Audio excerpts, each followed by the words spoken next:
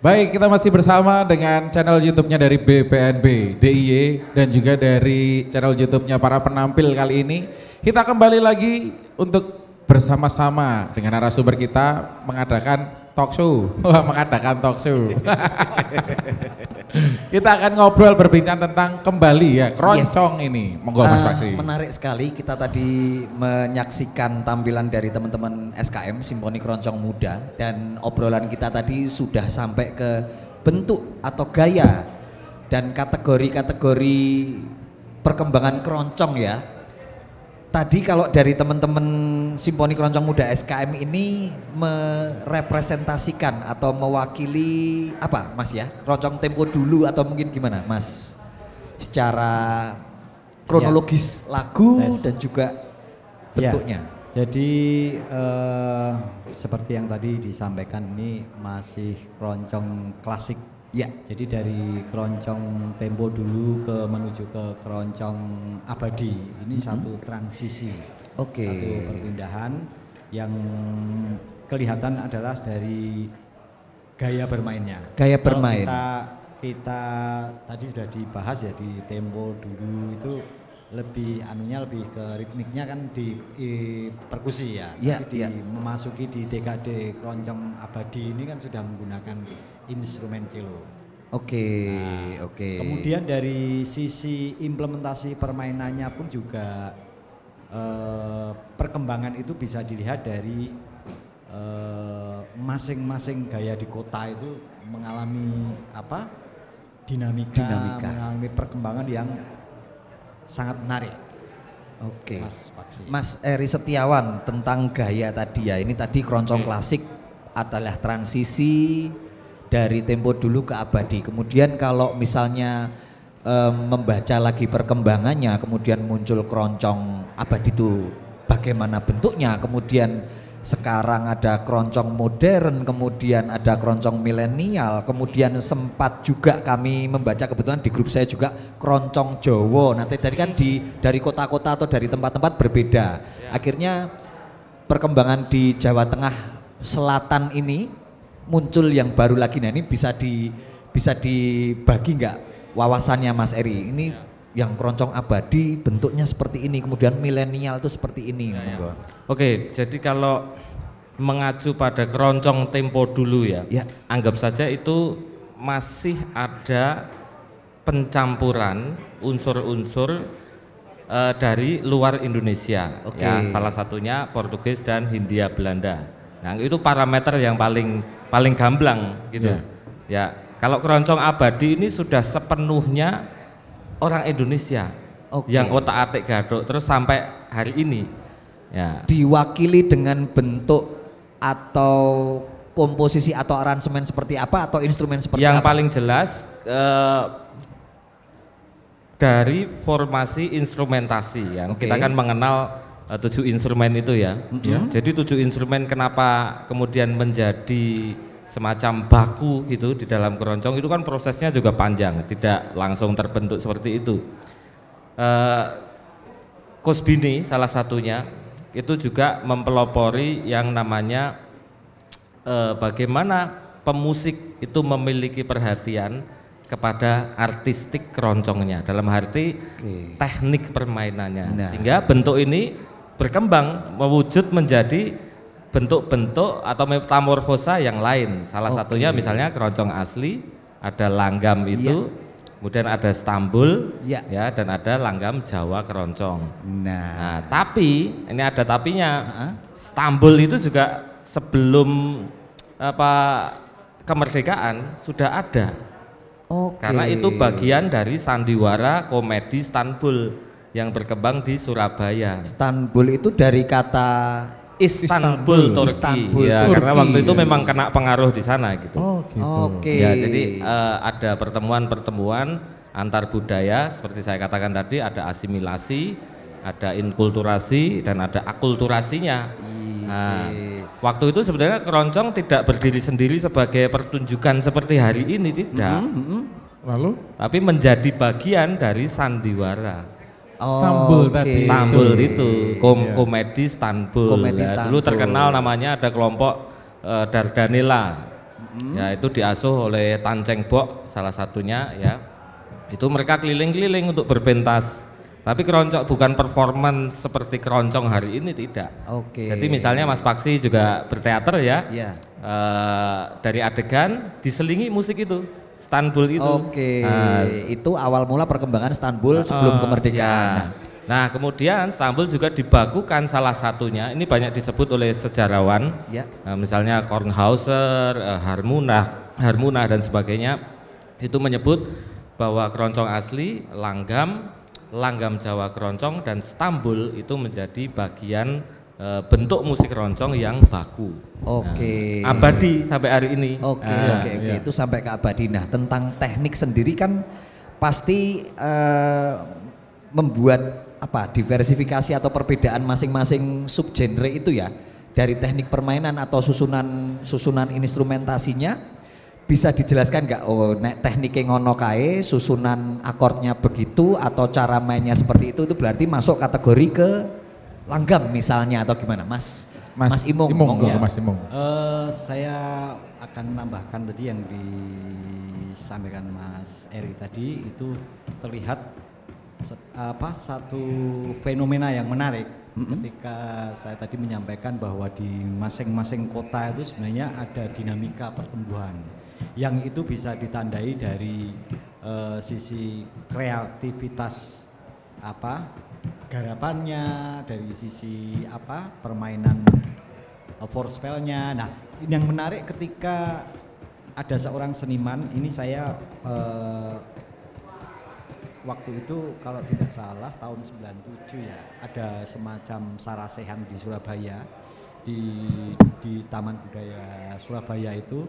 Kemudian saya juga ikut, di situ ada beberapa tokoh-tokoh keroncong di Surabaya, ada senior-senior keroncong pelaku dari dekade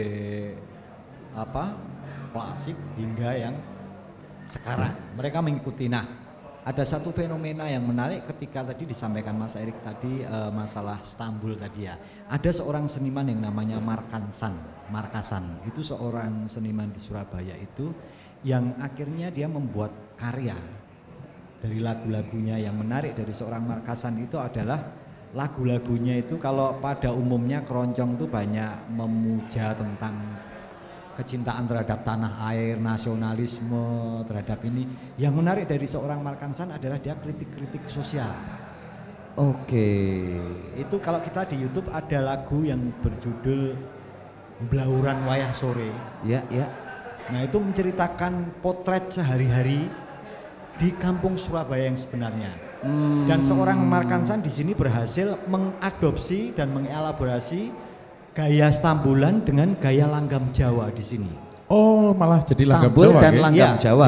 Ya, dari elaborasi ini akhirnya melahirkan sebuah istilah kalau kita sering mendengar, wah ini gaya Solonan, iki gaya Jakartanan, iki gaya Surabaya.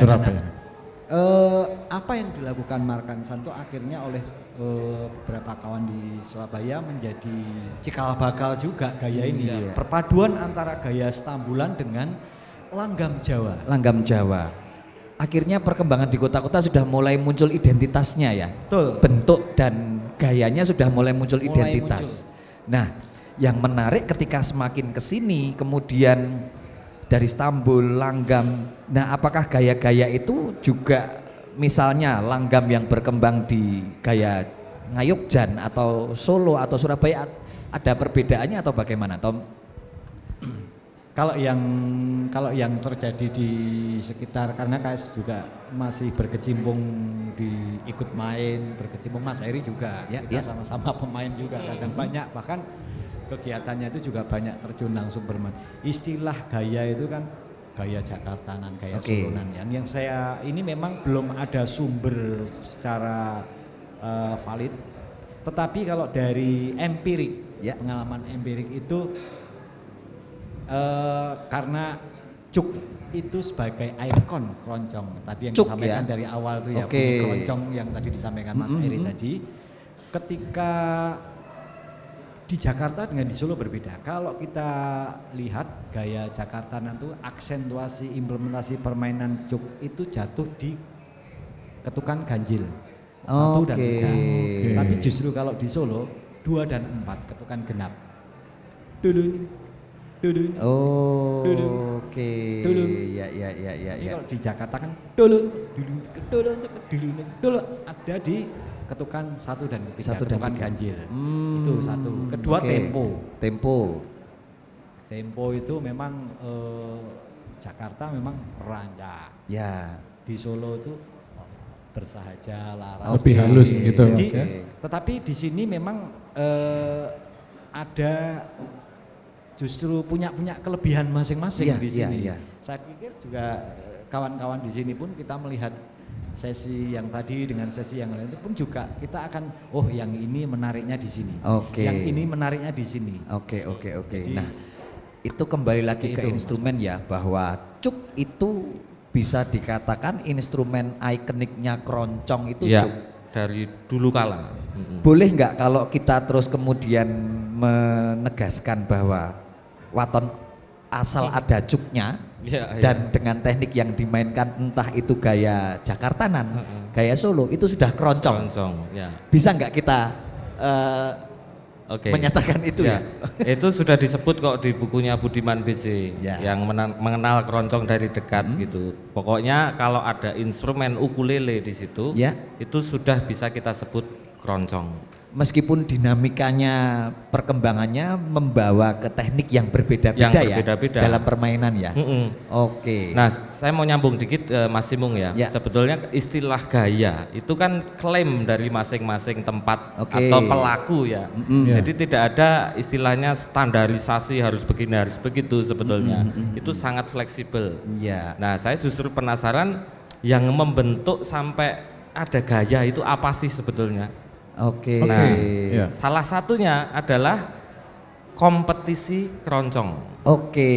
Karena apa? Keroncong. Di kompetisi keroncong itu selain pada waktu itu setiap penyanyi saling bersaing untuk menunjukkan suara yang bagus, juga berpantun juga waktu itu. Ya, jadi tertantang untuk. Nah, dari sisi instrumen juga begitu. Bagaimana supaya pemain itu punya karakteristik masing-masing. Jadi kalau kita ngomong keroncong Solo, keroncong Jogja, ya ada perbedaannya gitu. Iya betul. Ada perbedaannya yang sebetulnya tidak juga bisa dibatasi hanya dalam batasan-batasan teknis. Tapi itu sangat fleksibel. Di Surabaya akan berbeda lagi. Gitu. Itu berarti ruang yang mewadahi musik itu sebagai pembentuk pemicu gaya. Dari situ sudah berlangsung bertahun-tahun, ruang itu juga menjadi semacam laboratorium kemudian untuk semakin menebalkan atau menggarisbawahi atau menegaskan gaya tersebut muncul ya. Kompetisi dan lomba itu adalah parameter yang menurut saya utama di dalam perkembangan keroncong. Nanti bisa kita bahas lebih lanjut di sesi ketiga gitu ya. Kita kembali lagi ke bentuk dan gaya, kemudian bisa dijadikan kata kunci juga tadi. Kompetisi. Ya tadi sudah disampaikan ya bahwa perkembangan itu sendiri kan bisa ditandai dari kompetisi ya. Iya betul. Nah, kalau sekarang sudah muncul gaya-gaya yang sekarang, format yang sekarang itu, persoalannya adalah bagaimana kita akan berkembang lagi. Dengan cara seperti apa kan begitu. Iya. Nah, menarik tapi nanti dulu. Pembacaan kita menarik ya ketika tadi pra kemerdekaan muncul Istanbul, kemudian kita lebih fokus ke Jogja, Solo atau Jawa bagian tengah selatan ini, kemudian muncul juga bentuk-bentuk keroncong yang berbahasa Jawa. Di Surabaya tadi ada kombinasi antara langgam Jawa dan juga Istanbul. Makin kesini tadi di 4 kategori periode yang disebutkan ada tempo dulu, abadi, kemudian muncul keroncong modern dan milenial. Nah ini kan muncul gaya baru yang juga diwakili dengan teknik dan bentuk baru pastinya. Nah ini pembacaan Mas Eri dan Mas Imung seperti apa? Keroncong modern ini, kategorinya itu keroncong modern ini. Yang ini kategorinya keroncong milenial, apakah dari formasi instrumen atau dari teknik? Sedikit saja ringkas. Sebenarnya banyak juga ya, tetapi hal yang paling terlihat adalah ketika terjadi modifikasi format. Seperti tadi bahwa disampaikan Mas Eri tadi juga bahwa keroncong asli itu tadi ada instrumen yang 7 instrumen tadi yang mewakili ya, tanjuk, cello, bass, gitar, flute, biola. Nah kemudian itu kan akustik ya. Kemudian misalnya bisa dikatakan tokoh pada ini yang terlihatnya adalah orkes tetap segar. Orkes tetap segar. Tahun berapa itu Mas? Itu mulai itu tahun 61. 60-an itu sudah mulai berani memakai gitar elektrik. Nah, unsur elektrik di situ sudah ada. Sudah ada mulai ada keyboard, ada ini. Teknologi yang muncul juga membentuk adaptasi baru ya dalam musik keroncong. Walaupun mungkin pada saat awal mungkin penolakan tuh pasti ada. Oh pasti ada ya, friksi-friksi atau diskusi-diskusi yang alot, kontroversi. Iya, kontroversi. Saya nggak berani tadi sebenarnya nyebut kontroversi, tapi kalau narasumbernya yang ngerti kok enggak apa-apa. Enggak apa-apa ya. Tapi memang itu salah satu bumbu dari sebuah inovasi kalau saya pikir ya. Sebuah dinamika pasti akan menimbulkan. Ya pasti dulu kan munculnya keroncong awal, wah ini percampuran antara langgam Jawa dari Istanbul bentuknya seperti ini. Hanya waktu yang akan membuktikan konsistensinya itu ketika akhirnya diakui dan diterima. Kalau hari ini kemudian muncul disebut keroncong modern, keroncong milenial dengan pengaruh teknologi baru, ruang yang baru, kemudian itu mempengaruhi secara teknis dan secara susunan instrumen. Nah ini menarik Mas Gundi, habis ini kita akan menyaksikan ini benar salah satu ikon keroncong di DIY juga yang memang gayanya itu bisa dikatakan modern dan milenial ya. Betul. Dengan pemilihan lagu-lagu yang mengadaptasi lagu-lagu luar atau lagu-lagu top 40 atau lagu lebih ke pop mungkin seperti kalau bisa dibilang ya. Mainkan dengan sentuhan keroncong karena masih ada cuknya tadi tuh, masih ada cuknya. K-pop, keroncong pop, K-pop, keroncong pop. Menarik Mas Gundi yang akan tampil berikutnya. Ini ya akan tampil berikutnya ini adalah teman-teman dari Remember Entertainment. Nah, jadi mereka ini berasal sebenarnya dari sering main di weddingan. Terus akhirnya mereka membuat channel YouTube. Nah di channel YouTube ini banyak sekali yang suka ternyata. Luar biasa loh ini sekarang di YouTube ini sekarang katanya subscribernya puluhan ribu Mas. Ratusan ribu Mas. Barusan ini berkurang lagi. Gak bisa. Nah ini salah satu kelompok teman-teman muda di Jogja yang bisa atau sukses mengoptimalisasi ruang yang tersedia sekarang ini YouTube untuk ini ya, melestarikan dan mengembangkan dan juga memodifikasi bentuk keroncong mereka. Betul. Makin penasaran. Langsung saja moga ya kita saksikan bareng-bareng. Siap. Ini adalah Remember Entertainment. Silakan.